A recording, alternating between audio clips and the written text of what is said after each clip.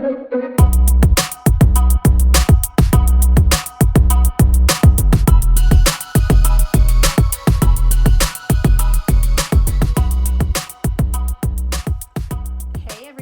to another episode of the Ethical and Spiritual Dimensions of Leadership. Again, my name is Taryn Scott, and so I didn't do a video last week. Life got a little insane, and I had other assignments due for my class, so starting back up this week. And this week, I was actually assigned to read this amazing article that I would really recommend everybody reads. It's called "There's More to Life Than Being Happy. Meaning comes from the pursuit of more complex things than happiness," and it is written by Emily Esfahani Smith. And the reason it was assigned to me is because Viktor Frankl, the author of Man's Search for Meaning, is quoted, and his life is used throughout this article to kind of discuss the overall arching theme. I love this article. I did love my other reading, but this article really spoke to me, so I'm going to talk about it today in the vlog. So the first thing about this article is when you open it up, it starts with a quote, and the quote is "It is the very pursuit of happiness that thwarts happiness." And I had one of those moments where I'm like, let me be incredibly intentional and mindful about that. It is the very pursuit of happiness that thwarts happiness. So I'm going through and I'm like, let me put that in my own words. If your only goal is to be happy, is to continually find happiness, then of course you're not going to be happy, because in order to be consistently pursuing happiness, you're not in the moment and taking in the things that could make you happy now. You're not saying, oh, I am happy now. You're saying, how can I get happy? And if you're always doing that, then how can you ever actually experience happiness? So I had this rabbit hole of thoughts like I do, like I've mentioned in previous videos.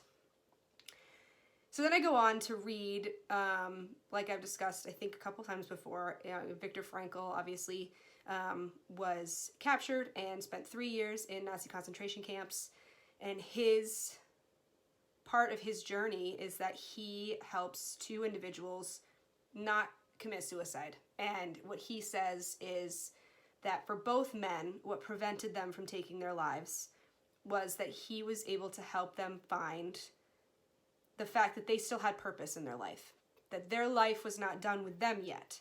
For one individual, it was the fact that he had a son who he knew was still alive, was living in a different country, and that son still needed him, so he did not commit suicide. For the other individual, it was the fact that he had research and work that still needed to be done and published. And Viktor Frankl helped him understand that work, the world needs that work. And if you commit suicide right now, the world will not get that work. And so for both individuals, it was finding the meaning. And so that's what this article talks about. It is not the pursuit of finding happiness. It is finding meaning and purpose. And that is what leads to a fulfilling and happy life. And so that's just a very generalization. I really would recommend everybody read this. It's a long article and I don't have a ton of time, so I'm not going to go through the entire thing, but it was very eye-opening for me. On a personal note, I do think I'm very guilty of, how do I get that perfect life? How do I have this idea in my head of what would make me happy. I want to make a lot of money. I want children. I want the white picket fence. I want to travel a lot. I want. And I need all these boxes checked. And once all the boxes are checked, I will be, quote unquote, happy. And that's will be the best part of my life. But in doing that, I'm not appreciating what I have right now. I'm not saying I am happy because I live in a beautiful house. I'm about to get married, and I have a great partner. I went camping this past weekend, and that made me happy. All these things that make me happy. I'm not finding purpose in that. So I'm very guilty of that. But also, I'm not spending a lot of time and energy trying to figure out my purpose, my meaning, my drive and goal in life. I love teaching. I love education. Clearly, I love the topic of leadership and the study and discipline of leadership. But I don't on a daily basis say, what can I do today to give my life purpose and meaning on a micro level. That is not something I do often. And so, like I always do, I want to tie that back to leadership. And the first thing that came to my mind is, of course, servant leadership. If my only purpose as a leader is to try and be happy, to be a good leader, or I want to be a happy leader, or, as a leader, I want to have everybody love me, and if that's my only goal, then it's never really going to happen. If you're only thinking about, in selfish terms, how you want to feel as a leader, one, is that ethical as a leader to only be thinking about, oh, I want to be a happy leader, and I want to be fulfilled as a leader, and I want. And so I started thinking about servant leadership and how that is very necessary, according to this article, to find meaning and purpose. It is giving to others. It is thinking about what others might need and how you can contribute to that. It is not thinking about what you need, it's thinking about what others need. And in that, you find your purpose and meaning, which then leads to happiness. So if you want to be a happy and fulfilled and purposeful leader, that starts with serving. That starts with your followers. That starts with figuring out every day how you can contribute and what your purpose is. And I know it's an extreme example of the two individuals in the concentration camps wanting to commit suicide and finding purpose in their life. But if you kind of take that lesson and transfer it into leadership, it's very much, it's not, what do I need, or what are the boxes I have to check in order for me to feel like I'm a good leader or I'm a happy leader. It's what can I do today, or what do my followers need from me? What does life need from me? What is my purpose? What can I contribute? Life is not done with me yet, and what does that mean? And in that, I believe you will find happiness. Now, of course, I always try and preface this with, nothing is black and white. Nothing is a super extreme. Of course, you should also be thinking about your happiness. But there should be more of an emphasis on your purpose. And it's going to be different for every single person. And it's easy to say it rather than do it. But yeah, that's kind of my lesson of the week. I think humans are intrinsically selfish.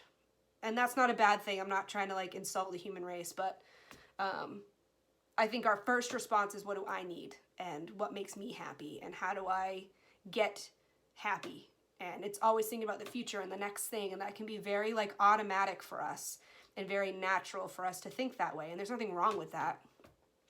But transferring that and taking the lessons from Viktor Frankl, he was in a terrible situation. For 3 years, his life was horrible.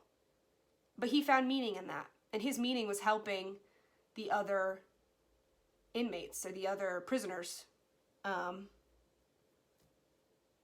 And so even if you're in the worst situation ever as a leader, you can find meaning. And that can help you be happy. You can find happiness in every situation. It's there. It's there. You just have to look for it. And how you look for it is asking the question of, what is the universe or the world or my cubicle, my job, my family, what do they need from me? How do I fill that? Your life is not done with you yet. What is that? What's the meaning and the purpose? Then you get to happiness. But if your goal is happiness, you're not going to reach it. And I think that's a very important life lesson, and also very easily transferable into leadership. So, yeah, that's this week. I think it's very cool and interesting. I'm curious if people want to comment below about, clearly servant leadership follows into this, but what about other forms of leadership styles? I feel like I'm neglecting them. I feel like there's a way that you can be an authoritative leader or, any other type of leader and still give. You don't have to just be a servant leader, I guess, is my point. You don't have to just be a servant leader, but I feel like I'm neglecting the others. So I'm curious what people think about that. I'm curious others' thoughts as far as pursuing happiness versus pursuing purpose within the realm of leadership. So it's a great article. Again, it's called There's More to Life Than Being Happy. Meaning Comes from the Pursuit of More Complex Things Than Happiness. It's by Emily Esfahani Smith. and it's from The Atlantic, and I will put it at the end of comments. I'll put the citation below. So, all right, like, comment, subscribe. Thank you, and I will see you guys next week.